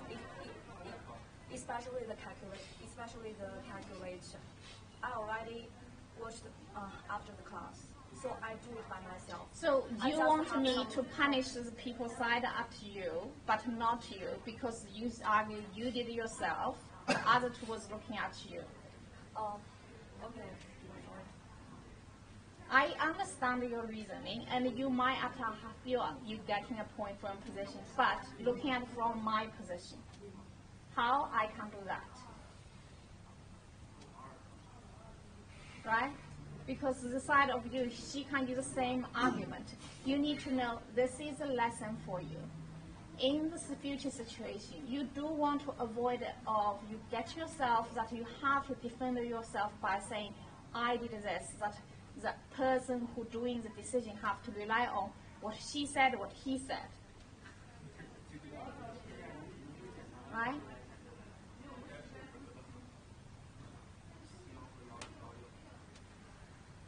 I'm doing the best I could. And I think if you're thinking another from the angles, yes, it cannot be perfect, but this is the best approach I could do. I'll give you guys, do you guys have a pen? Anyone lend a pen to me? So all of you are the situation, right? You guys are not? Okay. And if you guys can also lend me an empty paper. Let's just use this one. Okay. So you three, because you guys both after when you were studying, write down your name in group 1. And you three are because I was marking when you were not passing through. So I'm just going to say number 3 plus, and this is the stop. Okay? So write your matrix here. Okay? You 3, 4 in here. You 3 here. Okay. All right, I just want to say, when you mark her paper, her paper is drawn, yes. And I didn't see it, I didn't get it. Like she's saying the same thing. That's the best I could do. I haven't decided whether to give you 0 or discount or give you a second chance. Okay? I will think about it. I will check with the education director. I will let you know. But I thought that there was no cheating problem, you know why? I can't tell. That's why I first announced pass on. When it comes to you, pass onwards. Do not stop it. I didn't get it. She didn't pass on me. When I mark on it, I can see clear the sheets in your reach, or you were looking at it. Okay, I couldn't detect the detail. But when I mark it, at the time, I have enough justification. Right now, afterwards, you can say it's not impossible. The sheets is miles away from our mark on you. The sheets must be within your reach. That's why I marked on you. Okay, now we want to write, that's also fine. Okay. I think, I think I look around just now because I was thinking, and we two actually talk about something else actually from the paper after we finished. Sorry about that. This is so many other arguments. I even couldn't remember why I marked it to now. So that's even that's what all this argument is getting worse. I can't recall, and then I will reluctant to do anything to changing my decision.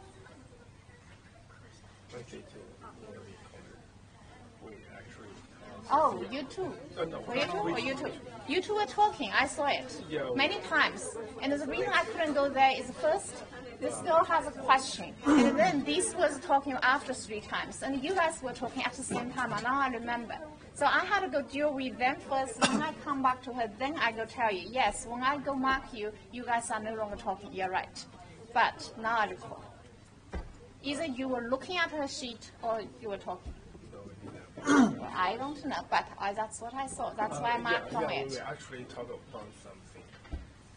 Yeah, you were talking about other. You guys are chatting for boyfriend, girlfriend, or whatever relationship stuff after the quiz or during the quiz. Yeah, okay. Yes. So I'm sorry if you want to do casual chat during the quiz, and I don't see why you want to do casual chats during the quiz. And there's no way for me to differentiate. You are chatting for casual, whatever daily life, or you are chatting about the questions. And there is no clear reason for anyone to chatting about casual life during quiz. So what's the result? You have our other house to second exam or? You guys also right. So you will be the checking group. I have to think about this. You guys have all the argument, but I'm telling you, I do not buy any of those arguments. But the attitude, the situational matter, I will consult the education director how to do it. Okay. So you guys are the checking group. If you want to leave your name, you can hear, and once I have made a decision, I'll let you know. I just found I used the wrong growth rate, and I changed my rate and used the calculator. And on your side, we have to submit the paper, and I don't know. You take our paper one by one to submit. I just ask my classmates how to submit this paper. Yeah, that's all, and I can do the calculation. But that's again. You guys should know there's no way for me to differentiate what you're talking about. This is endless. Okay, be reasonable here. How could I differentiate what you're talking about? Because I can't hear what you're talking about. You guys know Chinese, right? Is the Chinese saying 是瓜铁李下？你们听过吗？瓜铁李下听过吗？你不要蹲下去，在瓜地里不要蹲下去，因为别人没有办法区分你是蹲下去歇会儿，还是要偷一个西瓜。对，这个。明白了吗？那我在这里，我有提醒你们，这个不要做，那个不要做，对不对？因为为什么还要做呢？提醒你这个是因为我没有办法区分。OK， 这个只有占整个课的10%，也就是说最后这个只占10分。OK， 那我现在如果跟大家说，你们跟我 argue 了，解释了，我不 punishment 你们了，你觉得其他学生，其他200多个学生会觉得这是 fair 的吗？你们不能只从自己的角度考虑。我已经 I done my best for you guys。OK。我可能不会给你们，会给你们一些。因为我的意思是什么？我不是想跟人家 argue， 我的意思，因为我们确实说话，问我朋友他怎么回事，他说他没有带计算器。我们俩一考之前，其实我知道要带计算器，但我今天出门太紧张，我没有带。然后他因为他要去悉尼，他说他不想带计算器，感觉手算就行了。后来他一上来，他一看到，他说我还要计算器，他就直接跟我说帮我拿下计算器。然后我说啊，然后我就给他回来，我说行，然后我就这边给他拿，因为他这边给我一个，他那边那个人他不。我也明白，我也明白你的 situation， 然后。但是你说，你说你这样子的，另外 cheat 的人也是说这样子，我是没有办法区分的。对，所以我明白您的意思。然后后来我就跟他说，我说你别说话了，你要拿的时候你就直接拿。后来我就再拿，您当时不是过来说我了之后嘛，我就再让他计算器，我就直接拿过来了。就是说句实话，大家可能都会有想看别人出众，但是我可以说，就是我做的确实我自己错的，因为我想跟你说我哪儿不会吧。我也许在你的 situation， 我确实是看到你第一次跟他说话是不像在讨论的，是像他跟你借东西的。然后呢，第二次又是你好像也是朝他那看，我就不清楚。第三次我是看到他跟你说话，看你那边的。第三次之后的是你旁边那个人在看你的，所以呢，你就 end up 你很 unfortunately 坐在2个。你的 wrong teammate，OK。特别不好意思，我们确实说话了。所以我就跟你说，为什么我开始提醒的时候叫大家不要说话，要用别人计算器就拿过来，他不肯给你用，他就拿回去。这就是我为什么要提醒大家，因为我没有办法区分。而且确实是后面说句实话，我确实第2次计算器那个有一个 end of 那个6%那个，我确实不太确定，但是他们也都不会，所以说大家就算不会都一样的，所以说不牵扯到看。OK， 我不会给你们0分，但是我会一定会有一点 punishment。如果你把名字写下来的话，我会通知你什么是 punishment。OK， 如果。所以你们这里想 argue 的人，我都明白。有些你们可能是真的是无辜的，有些你们可能是 guilty 的，但也想 argue， 都有可能，对吧？2种情况都有可能。那我现在就是跟你说呢，我不会给你0分，但是我会考虑 different situation， 我会 think about it， 我会跟我 educator 问一下，然后决定，好吗？如果你把名字留下来了，那我就通知你这个 decision 是多少。那你如果没有留下来，我就没有办法通知你。我就 whatever discount 我就做好吗？我想问我那情况应该是什么？就是接到我这里我没看到，然后之后在我这停了的是意思吗？然后我不知道，你可以把你停了就是写在那个 stopping 那里。但是我没有看别人的卷。我不知道你有没有看别人的卷。所以我就说叫你 pass 的时候不要停，到你手里就 pass。但是你知道有些人是有一个人他没有来 argue 是为什么？因为他 pass 到他的时候一坨在他下面，他一张在认认真真看，坐在那里看。没有，我当时没有。那你说，所以他根本就不来 argue。你明白我的意思吗？我明白你们来 argue 的人从一定程度上说可能是 innocent 的，比较可能性比较大，但是我是无法区分的。如果那个人来说，哦，他过来，他 stop 了，来跟你 argue 一下，你就不 punish 他了。我 stop 了，我没有来 argue， 我就 getting punishment。那以后真的欺听的人也会来 argue。所以你们明白我的 position 了吗？我只能是所有 mark 的，我都会给一个 punishment。如果你们给我具体的信息的话，我是会回去考虑一下会不会有 different punishment， 但是是一定会有的。然后你们不要太在意，只有10分。然后呢，你们要把这个10分，其实最后会很少。比如说你本来就考了8分的话，大使的话，我即使 take 掉一半，也就最后是4分的 difference， 对不对？所以不要这么紧张。如果我 take 75%的话，那你只有2分的 difference， 所以你不用那么紧张。那你们可以把这个作为一个 life lesson， 也不要把自己放到一个说不清楚的位置上去，知道吗？好的，老师，我就想跟您说一下，就是我尊重您的决定，我也就不说去argue，我只是想跟您说一下，就是我不希望就是首先我觉得我自己就是我把卷子放在桌子上的时候，我也没有在写。我不会去 report 你们这个，我不会 report 给 school，因为这是 quiz 很小，我不会去 report。我知道您的意思就是，就首先这不是他的错误，然后他也没有想当时把我们以为是从前往后传卷子，所以我们当时在等。然后您说画完，他们俩是 boyfriend girlfriend 的吗？不是啊。啊，那你把你的名字写下来，那我相信你对他的 defense 就是 OK。然后我写 spill over 啊，你把你的名字写在 spill over。matrix，OK。没有，老师，我们不是想要给我的意思是，如果你要给0分的话，我们就想能不能再给一次机会 quiz，就我们都分开。我不给0分，你放心好了。我特别害怕单独得0分，因为确实自己做了很多，哪怕有不会的，但是你还是把你的名字写下来比较好。这个 punishment 可能是介于我不知道。他们都是那一块不会，所以我就觉得大家都这个 punishment 可能是 somewhere between 25% and 50% discount。OK， 谢谢老师。啊，你把名字。老师，我想说一下我就是当时呢，就是一开始卷子白来的时候，就做到后面大题选择题都是我自己做的。然后呢，你反正你就写在对，我知道我那个情况，但是我想跟您解释，因为不说清楚的话，我自己心里不清楚，不希望老师让你觉得我们一直在，就是我不配合您的工作怎么样的。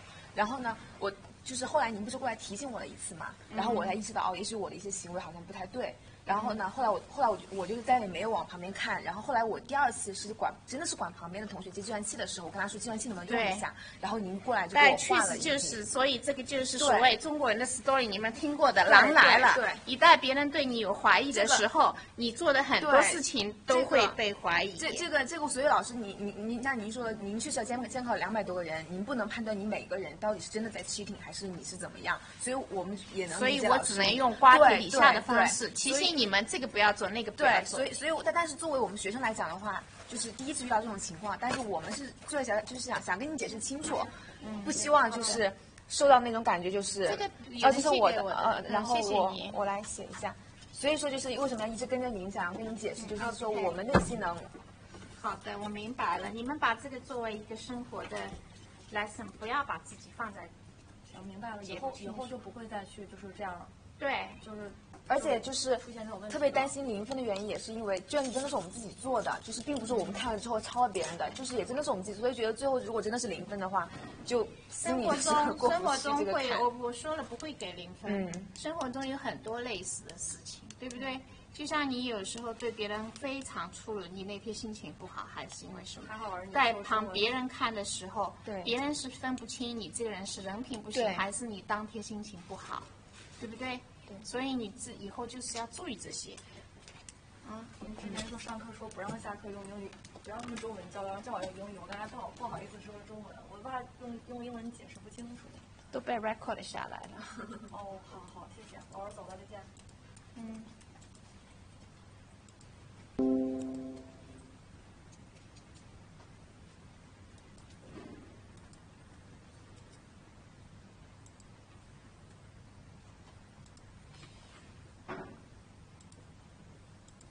不要太在意了啊，反正一共就10分 ，discount 最多你也就撕掉1分到5分之间撕掉你而已啊。